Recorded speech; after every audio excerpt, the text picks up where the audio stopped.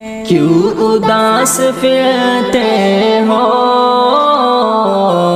راحتیں بلاتی ہے، آؤ اے مسلمانوں۔ الحمد للہ وکفی وسلام علی عبادہ الذین اصطفی، اما بعد۔ نماز کے متعلق عام آداب۔ نمبر 22، تکبیر تحریمہ کے وقت ہتھیلیوں کو قبلے کی طرف رکھنا۔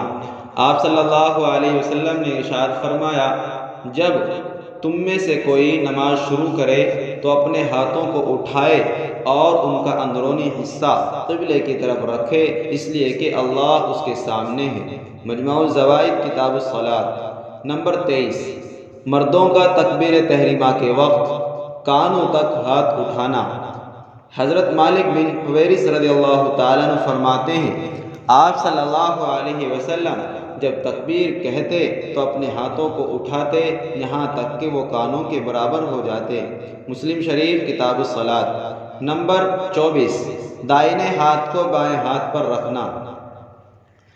حضرت عمر بن حریث رضی اللہ تعالیٰ عنہ فرماتے ہیں، آپ صلی اللہ علیہ وسلم نماز میں دائیں ہاتھ کو بائیں ہاتھ پر رکھتے تھے۔